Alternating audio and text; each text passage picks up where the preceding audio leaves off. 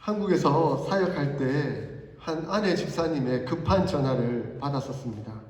집사님이 한밤중에 벌벌벌벌 떨면서 저에게 전화를 한 것이죠. 목사님, 지금 저를 좀 도와주십시오. 남편이 칼을 들고 저를 위협하고 있습니다. 라고 얘기하는 거였어요. 제가 속히 뛰어나가서 그 집사님을 찾고 그 집사님을 모시고 교회로 왔습니다. 그리고 교회의 안전한 곳에 그분을 피해 있도록 도와드렸었습니다. 근데 그 남편도 교회 집사님이셨었거든요. 그 집사님이 술을 드시고 화가 나서 자기 아내에게 이제 흉기를 들고 휘둘렀던 것입니다. 그 다음날 좀 안정이 되고 정신이 깨서 그 남편 집사님을 모셔다가 왜 그러셨습니까? 도대체 왜 그러시는 거예요? 이렇게 물었더니 남편이 이렇게 대답하는 거예요. 아내가 내 말도 안 듣고 나한테 돈도 안 주고 나를 힘들게 해서 내가 그랬다라고 이렇게 표현을 하시는 거예요. 그 아내에게 물었죠. 남편에게 돈을 안 드립니까? 남편에게 돈을 주면 그 돈 가지고 나가서 도박하고 술 마시고 다 탕진해 버리는데 어떻게 남편에게 돈을 줄 수가 있습니까? 이렇게 이야기를 하는 거예요. 결국 남편은 자기가 행하는 이 모든 행위가 자기로 말미암는 것이 아니라 아내 때문에 그렇게 되는 것이다라고 핑계를 대고 있었던 것입니다. 자주 그렇게 폭발한다는 거예요. 내 때문이 아니라 아내 때문에 나는 그렇게 폭발한다. 참 어처구니 없는 대답을 제가 들었었습니다. 그 원인이 어디서부터 나왔는가? 자기에게서부터 나왔다는 것은 생각하지 않고 모든 그 폭발하는 원인을 주변에서 다른 사람에게 찾고 있는 그런 연약한 인생의 모습을 보게 되었습니다. 사실 죄인들이 그렇습니다. 죄인들이 항상 그 죄의 원인을 남에게 찾고 있지 않습니까? 아담과 하와 때부터 그랬습니다. 선악을 알게 하는 나무의 실과를 따먹고 난 이후에 아담은 하와에게, 하와는 뱀에게 그 잘못을 돌려버리는 핑계거리를 찾고 있는 모습을 보게 됩니다. 참 이것이 우리의 연약한 인생의 모습이 아닌가라고 생각이 듭니다. 결과적으로만 보면 내가 폭발한 그 이유를 다른 사람에게 찾을 수 있지만 그 원인 깊이 들어가 보면 얼마나 자신부터 하나님 앞에 잘못되어 있는가 하는 것을 돌아보며 새겨볼 수 있어야 한다는 것이죠. 여기 자기 자신은 보지 못하며 핑계거리를 삼고 있으며 보이는 대로 감정대로 행하는 한 사람이 있습니다. 누구입니까? 바로 삼손입니다. 지금 사사기 강해를 읽어가고 있는데 살펴보고 있는데 사사기 내내 자기 감정대로 자기 보이는 대로 옳은 대로 그렇게 행하는 사람들이 나오는데 거기 하이라이트가 바로 삼손의 모습이 아닌가 생각이 듭니다. 삼손은 결국 자기가 원하는 대로 블레셋 여자를 아내로 얻었습니다.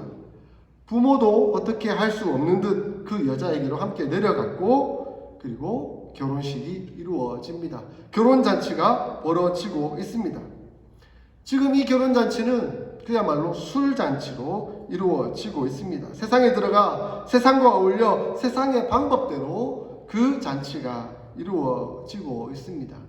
그러면서 사사기 저자는 의미심장한 한마디를 덧붙이고 있습니다. 10절에 청년들은 이렇게 행하는 풍속이 있음이더라 라고 말씀하고 있습니다. 하나님의 나라, 하나님의 법, 하나님의 백성된 이스라엘이 어떻게 행해야 될지 하는 것은 전혀 생각하지 않고 그 당시 그 풍속이 그러했기 때문에 그들은 그대로 행하였더라라고 말씀하고 있습니다. 오늘날 이 시대를 살아가고 있는 우리들에게 똑같은 질문이 던져지고 있습니다. 우리는 세상을 살아가고 있죠. 그 세상을 살아가면서 우리는 이렇게 말합니다. 세상이 다 그렇게 하고 있습니다. 그것이 세상의 풍속입니다. 그것이 세상의 문화입니다. 라고 말하며 우리는 거기에 휩쓸려 그렇게 살아가고 있습니다. 그러나 우리의 질문은 달라야 합니다. 하나님의 나라의 문화는 무엇인가? 하나님의 나라의 풍속은 무엇인가? 라고 새롭게 질문을 던져야 하는 것이죠. 세상은 그렇게 흘러가고 있더라 하더라도 하나님의 나라는, 하나님의 문화는 무엇인가? 우리는 그것을 생각해야 합니다. 세상은요, 그나마 양심적이어서 최소한의 안전만을 위하여 법을 만들어 놓고 그 법만 지키면 아무런 문제가 없다라고 생각하며 살아갑니다. 심지어 어떤 사람은 그 법망마저도 피해갈 수 있다고 한다면, 내가 그 법에만 저촉해 당하지 않는다라고 한다면 수단과 방법을 가리지 않고 자기의 유익과 만족을 위해서 살아갑니다. 그리고는 정당화하죠. 나는 법 없이도 산다. 나는 법에 저촉되는 행위는 일절한 적이 없다. 라고 그렇게 말합니다. 그것이 세상의 풍속이라고 얘기를 합니다. 그런데 법에 저촉되지는 않았지만 그 사람으로 인해서 누군가는 다치고 누군가는 상하고 누군가는 내가 죽어야 되겠다라고 생각할 만큼 고통스럽게 살아가고 있는 사람이 있을 수도 있다는 거예요. 그것이 세상의 풍속이니까요. 세상의 방법이니까요. 그런데 자기는 아무런 죄책감도 생각하지 않는 겁니다. 왜? 세상의 풍속이니까. 세상의 방법이니까 그렇게 살아도 괜찮다라고 생각하는 거죠. 그러나 그것은 하나님의 방법은 아닙니다. 하나님의 나라의 풍속은 아닌 것이죠. 우리는 너무나 소극적으로 그냥 그렇게 저촉되지 않고 살아가고 있지 않습니까?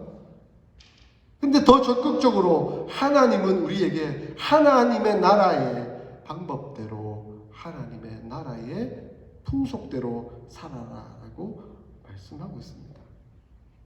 사랑하는 성도 여러분, 세상에 휩쓸려 살지 않기를 소원합니다. 그것이 세상의 풍속이라고 말하면서 그렇게 따라가면서 정당화하지 않기를 소원합니다. 사도 바울은 로마서에서 이렇게 말합니다. 하나님의 나라는 먹는 것과 마시는 것이 아니요 오직 성령 안에 있는 의와 평강과 희락이라. 이로써 그리스도를 섬기는 자는 하나님을 기쁘시게 하고 사람에게 칭찬도 받느니라. 아멘. 나 혼자 잘 먹고 잘 사는 그것이 하나님의 나라가 아니라, 하나님의 나라는 하나님께 영광을 돌려드리고 이웃들과 함께 기뻐하고 평안하며 은혜를 누리는 하나님의 의가 드러나는 그곳이다라고 말씀하고 있습니다. 그러므로 단순히 나 혼자 잘 먹고 잘 사는 그것으로 만족하지 않고 하나님께 영광 돌려드리고 이웃에게도 칭찬을 받는 그 삶이 바로 하나님의 나라의 원리라고 말씀해 주고 있습니다. 우리는 더 적극적으로 이러한 원리를 따라 살아가는 삶을 살아야 합니다. 삼손의 결혼식에 참석하는 무리들은 11절에 보니까 30명을 동원하여 들러리로 세우고 있습니다. 블레셋 사람들은 삼손이 이렇게 크게 잔치하는 것이 그렇게 마땅치 않았을 거예요. 우리가 지금 이스라엘을 점령하고 있는데 그것도 이스라엘 사람이 블레셋 사람을 아내로 맡고 이렇게 큰 잔치를 벌이니까 서로 힘을 과시하고 싶은 그런 마음이 생겼을 거예요. 그러니까 블레셋 사람들의 친구들이 30명이나 모여서 마치 조직폭력배처럼 힘을 과시하는 거죠. 근데 여기에 지는 삼손이 아니죠. 삼손 또한 자기의 힘을 과시하고 싶었던 것 같습니다. 그래서 경계하면서 자기의 힘을 드러냅니다. 그렇게 즐겁지만은 않은 상황, 서로 심각하게 견제하고 경계하고 있는 상황이 맞이하게 됩니다. 긴장 상태가 유지되는 것이죠. 사자를 찢어 죽인 삼손이니만큼 자기의 힘을 보여주고 싶었던 겁니다. 자존심 싸움이 벌어지고 있습니다. 여기에 삼손은 자존심을 건 도박 내기를 하게 됩니다. 수수께끼를 통하여서. 12절 13절을 보니까 잔치하는 이래 동안에 너희가 그것을 풀어 내게 말하면 내가 배옷 30벌과 겉옷 30벌을 너희에게 주리라.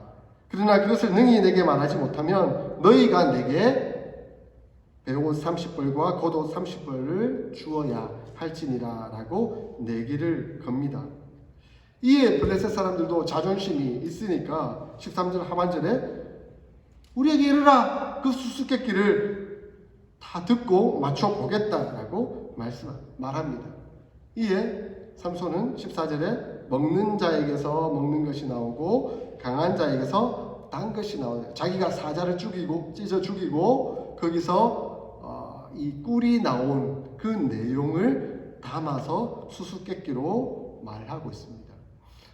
이 수수께끼는 장난이 아닙니다. 심각한 겁니다. 왜냐하면 지금 도박과 같은 것이니까요. 지금 겉옷 30벌, 배옷 30벌을 걸고 하고 있습니다. 배옷은 외출할 때 입는 옷으로 때로는 덮고 잘 수 있는 그 당시에 이불과 같은 역할을 하는 옷이기도 했습니다. 겉옷은 특별한 경우 명절 때 입는 화려한 정복을 말하는 것이죠. 오늘과 같이 이렇게 실을 쉽게 뽑아내고 대량화 생산하는 그런 시대라면 옷이 그렇게 값어치 있게 여겨지지 않겠지만 당시에는 이 옷이 굉장한 거였습니다. 부유한 사람들이 입는 그런 옷들이었던 거죠. 그것도 30벌이나 갖다가 함께 내기로 삼는다는 것은 그게 큰 재산을 걸 만한 그런 도박이었던 것입니다. 30벌 합하면 60벌이잖아요. 쉽지 않은 일입니다. 들러리는 30명입니다. 삼손은 30명을 대하고 있는 겁니다. 술에 취하고 도박에 취하니 그것이 자존심 싸움이 된 것이죠.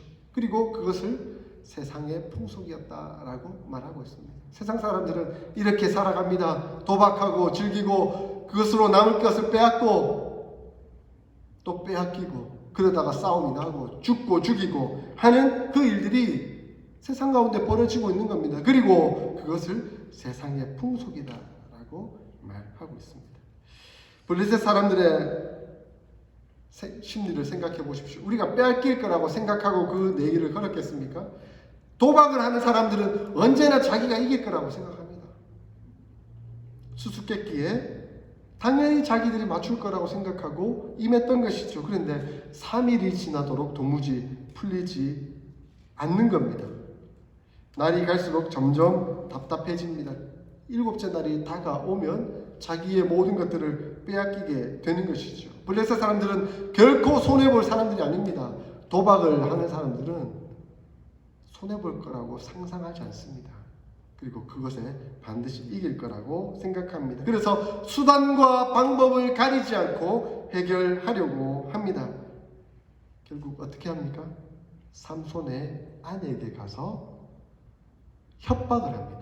도박이 협박으로 바뀌게 되는 것이죠. 결국 그 수수께끼의 답을 협박함으로 알아내려고 합니다. 15절에 너는 내 남편을 깨어 그 수수께끼를 우리에게 알려달라. 그렇지 아니하면 너와 내 아버지의 집을 불살라버리겠다.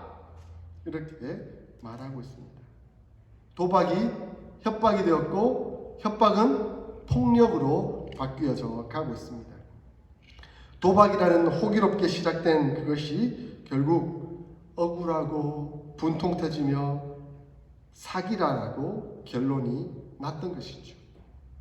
사기는 불법이니 우리가 그것을 폭력으로 갚겠다라고 이야기하고 있습니다. 그래서 15절에 우리가 우리의 소유를 빼앗고자 너희가 우리의 소유를 빼앗고자 하여 우리를 청한 것이 아니냐, 수수께끼 낸 것 아니냐, 그렇지 아니냐. 쉽게 말하면 뭡니까? 이거 사기 아니냐? 결국 우리 거 다 빼앗아 먹으려고 사기친 것 아니냐? 그러니 우리는 가만히 있지 않겠다라고 그의 아내에게, 삼손에게는 함부로 말 못하고 아내에게 가서 이 말을 하고 있습니다. 삼손의 아내는 어땠을까요? 삼손의 아내의 마음의 태도는 어땠을까요? 두렵지 않았겠습니까? 그러니 나름대로 계산을 했을 겁니다. 생각을 했을 겁니다. 이 문제를 어떻게 해결할까? 지금 협박이 왔는데 자칫 잘못하면 나와 내 아버지 집이 다 불타고 죽을 수밖에 없을 텐데 이거 어떻게 해야 될까? 당연히 고민을 했을 것입니다. 남편에게 말할까? 아니면 남편에게 숨기고 블레셋 사람들에게 그 답을 알아내서 알려줄까? 어느 쪽이 더 신뢰가 될까 생각을 했던 것이겠죠. 결국 그 아내의 선택은 남편이 아니라 동족이었습니다. 삼손이 믿기지 않았던 거죠. 어쩌면 삼손을 사랑하지 않았는지도 모르겠습니다. 억지로 하는 결혼 아니면 삼손이 가지고 있는 그 무엇인가를 바라고 했던 결혼이었는지도 모르겠습니다. 그러다 보니 삼손에게 이 상황을 말하기보다는 숨겨서 그 답을 알아내어 동족에게 그것을 말하기로 결정합니다. 사실 따져봅시다. 누가 그녀를 이 고통 안에 몰아넣었습니까? 왜 삼손의 아내는 이 지금 처절한 협박을 받고 고통을 당해야만 했습니까? 그 원인은 무엇입니까? 삼손입니다. 삼손이 쓸데없는 수수께끼를 내고 내기를 하고 도박을 함으로 말미암아 그의 아내가 지금 고통에 처하게 된 상황이 된 것입니다.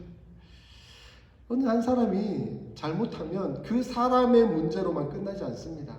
그의 가족과 그리고 그의 상황들이 함께 고통을 받는 안타까운 일들이 벌어지게 되는 겁니다. 그저께 저의 둘째 딸이 자기 학교에서 있었던 뉴스를 카톡으로 보내왔더라고요. 저는 그 뉴스를 보면서 이런 일도 벌어지는구나 라고. 그래서 그 학교의 대학교 내에서 자기 교수님이 한인 교수님이에요. 교수님이 자기 여자 제자의 키를 훔쳐다가 몰래 가서 복사를 한 거예요. 카피를 한 거예요. 그리고 원본은 자기 제자에게 돌려주었습니다. 그리고 그 제자가 방학이 되거나 아니면 어떤 출타하는 상황들은 알아두고 그 제자가 출타할 때마다 집에 열고 들어가서 침입했던 거예요. 그 여학생 좀 민감하잖아요. 누군가 자기 집에 침입했다면 금방 알아내잖아요. 이상하다. 학교에 신고를 하고 경찰에 신고를 했더니 CCTV를 살펴본 거예요. 이렇게 저렇게. 살펴보니까 그 담당 교수가 열쇠를 버젓이 열고 집으로 침입하는 장면이 벌어지게 된 거예요. 그리고 결국 그 직원은 범죄한 사실이 드러나지 특별히 범죄한 건 침입 자체가 범죄죠. 그런데 어쨌든 심각한 범죄를 저지른 것은 잘 몰라서 일단은 학교에서 파이어됐다고 해고됐다라고 뉴스에 나왔습니다. 저는 그분의 나이를 보니까 저하고 비슷한 나이더라고요.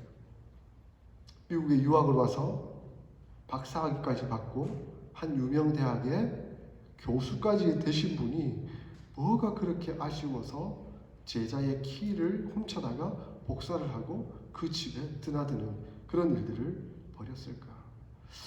호기심이었을까? 아니면 도박과 같은 나는 결코 걸리지 않을 것이다 라는 생각 때문에 그 일을 했을까?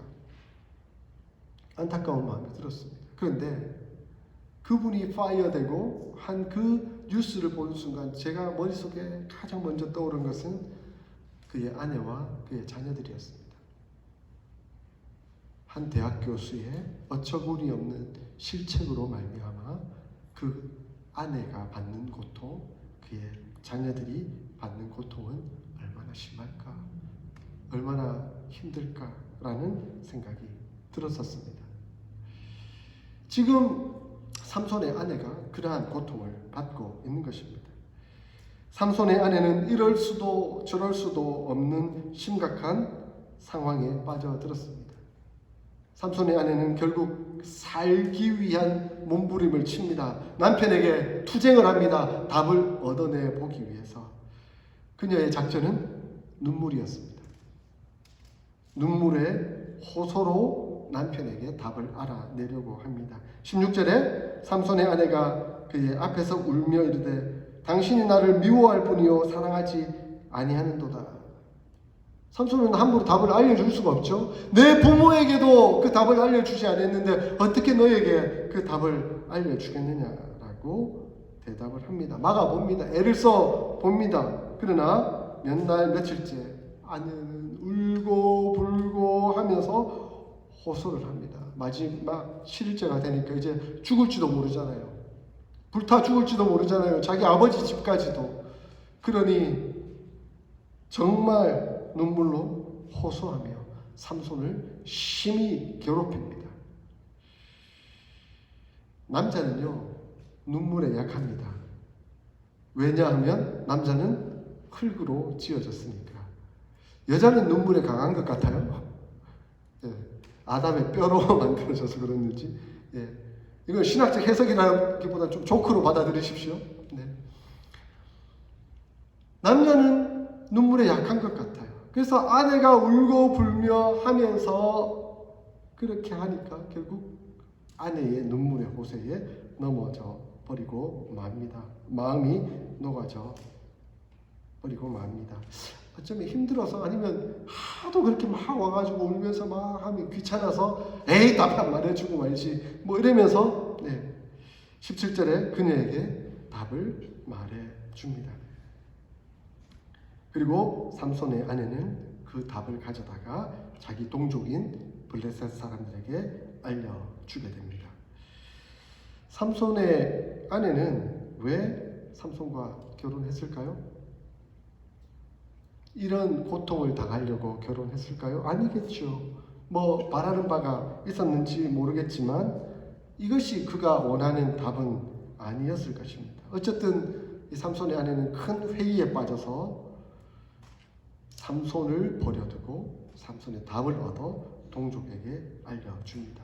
결국 해가 지기 전에 삼손은 그 답을 듣게 되죠. 18절에 무엇이 꿀보다 달겠으며 무엇이 사자보다 강하겠느냐. 예, 그 있었던 일들을 답으로 알려주죠. 그 답을 들은 삼손은 화가 났습니다. 결코 알지 못할 답을 어떻게 알았을까? 결국 내 아내가 나로부터 답을 듣고 그들에게 알려주었겠구나 라고 말합니다. 그러면서 내 암송아지로 밭갈지 아니하였더라면 내 수수께끼를 능히 풀지 못하였으리라 라고 대답합니다. 삼손도 막말을 하네요. 화가 나니까. 내 암송아지. 사람이 화가 나면 욕을 합니다. 자기 아내를 암송아지라고 표현하고 있습니다. 그러니까 막말이 튀어나오고 있죠. 욕이 튀어나오고 있죠. 그리고는 이것이 세상의 풍습다라고 말을 하겠죠. 세상 사람들은 화가 나면 다 그래. 그렇게 다 욕하고 다 자기를 변호하고 함부로 말을 해라고 말을 할 겁니다. 하나님의 풍속은 그렇지 않습니다. 그러나 이 순간만큼 하나님은 역사합니다. 하나님의 영이 그에게 임하셨습니다. 지금 삼손은 분노하지만 하나님의 영은 그에게 임하셔서 하나님의 역사를 이루어 가십니다. 하나님의 뜻을 펼쳐가고 계시는 것이죠. 하나님의 계획은 무엇입니까? 삼손을 통해 이스라엘을 블레셋으로부터 구원하시는 일이었습니다. 그러므로 삼손은 자기가 화나서 하는 일이겠지만 하나님은 그 삼손이 화가 나서 하는 일을 통하여 하나님의 뜻을 이루어 가십니다. 그래서 삼손은 그 수수께끼를 푼 자들에게 옷을 빼앗아서 다른 사람들을 죽이고 그 옷을 빼앗아서 갚아버리고 자기 아버지의 집으로 올라가게 됩니다. 결국 블레셋은 한 번 더 고통을 하나님의 뜻이 이루어지는 상황을 당하게 되고 삼손은 자기 뜻대로 자기 일을 행하게 됩니다. 결국 아내를 버려두고 자기 아버지 집으로 가버린 것이죠. 결혼은 어떻게 됐습니까? 파경을 맞게 되는 것이죠. 사실 삼손은 인간적으로 생각하면 아니 하나님의 나라와 뜻을 생각한다면 아내를 지키는 일을 애쓰고 노력해 보아야 되지 않았을까요? 그러나 그는 그 감정대로 다 해버린 것이죠. 자기 하고 싶은 대로 해버린 것이죠. 그때의 왕이 없었으니 자기가 왕이었으니 자기 소견에 옳은 대로 행하였더라. 삼손은 자기 하고 싶은 대로 행해 버렸습니다. 결국 그 아내의 아버지는 그의 친구, 삼손의 친구에게, 블레셋의 친구에게 그 아내를 줘버리는 일이 벌어지게 됩니다. 결국 삼손은 아내를 잃어버렸습니다. 삼손은 여기서 하나님의 뜻이 무엇인지, 하나님이 자기에게 맡겨주신 사명이 무엇인지 결국 돌아보지 않았습니다. 전혀 하나님의 백성으로서 자기가 무엇을 해야 하고 무슨 말을 해야 하며 어떤 일을 해야 하는지 하는 것에 전혀 생각하지 않았습니다. 자기의 보기에 좋은 대로, 자기의 감정대로, 하고 싶은 대로, 자기의 소견에 옳은 대로 행할 뿐이었던 것이죠. 그것이 세상의 풍속이었으니까요. 그것이 세상의 방법이었으니까요. 그리고 그 결과가 나빠지면 그 결과의 원인이 자기로부터 나왔다는 것을 찾으려고 하지 않고 핑계댈 만한 상황을 만들어내고 원망하며 화를 내고 분노할 뿐이었습니다. 그것이 세상의 방식이니까요. 하나님은 다 알고 계십니다.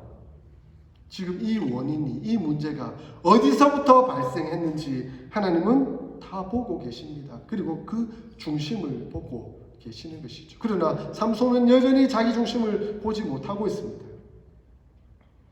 우리는 이 삼손의 내용을 보면서 교훈을 얻어야 합니다. 하나님은 우리의 중심을 보게 하십니다. 어떤 결과가 나왔다면 그 결과가 왜 이런 현상으로 나타났는지 그 원인을 나 중심으로, 내 중심을 보면서 찾도록 하나님은 역사하신다는 것이죠. 그러므로 우리는 모든 일들에 대해서 하나님의 말씀으로 돌아가야 합니다. 하나님의 말씀이 우리에게 무엇을 말씀하고 있는지 생각해야 합니다. 왜냐하면 하나님은 우리 중심을 돌아보며 하나님의 말씀을 떠올리게 하니까요. 히브리서 4장 12절에 하나님의 말씀은 살았고 운동력이 있어 좌우의 어떤 검보다도 예리하여 혼과 영과 및 관절과 골수를 찔러 쪼개기까지 하신다라고 말씀합니다. 하나님은 우리 중심을 보게 하셔서 하나님의 말씀의 검 앞에 서게 하십니다. 그리고 수술받게 하시죠.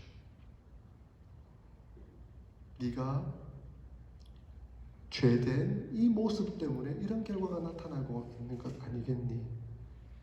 그러니 그 죄된 의식, 그 잘못된 모습들 하나님 말씀 앞에 무릎 꿇고 회개하며 진실되게 나아오도록, 회복되도록 하나님은 말씀하고 계시는 것이죠.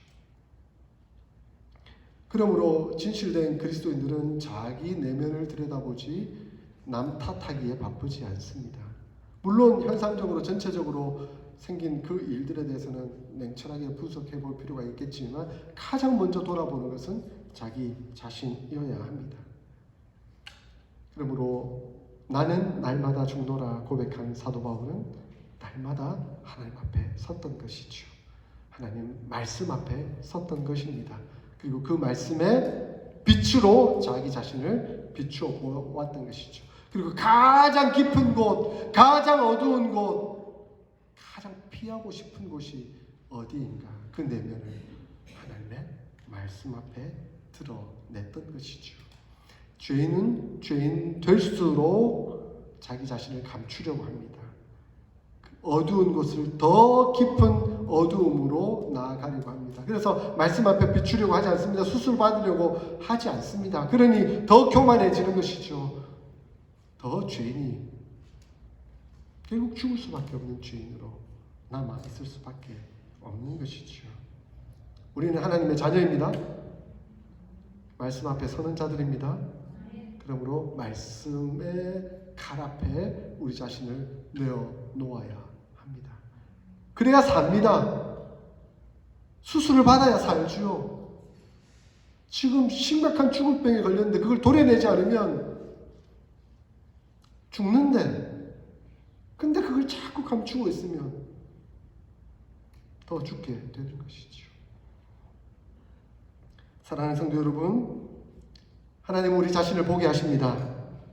다른 곳에 남에게 핑계를 대기보다는 자기 중심을 보게 하십니다. 그래서 성숙된 그리스도인이 되도록 역사하십니다. 성숙된 그리스도인은 결과를 보기보다는 그 원인을 봅니다. 그 원인을 하나님 말씀에 비춰서 검증해 봅니다. 성령 하나님은 그 말씀에 따라 회개하게 하시며 정직하게 투명하게 자기를 반성하게 하시고 경건히 우리 주님을 따르도록 역사하십니다. 세상은 다 그렇지만 그것이 세상 풍속이라고 말하지만 우리는 세상 풍속에 따르지 아니하고 하나님의 나라, 하나님의 법, 하나님의 풍속을 따릅니다. 현재 우리의 발생하는 모든 문제, 상황들을 돌아보고 말씀에 비춰 더욱 회개하며 더욱 성숙하며 그래서 온전히 예수님을 따르는 제자로 삶을 살아가는 저와 여러분들이 다 될 수 있기를 주의 이름으로 축원합니다. 아멘. 조용히 눈을 감고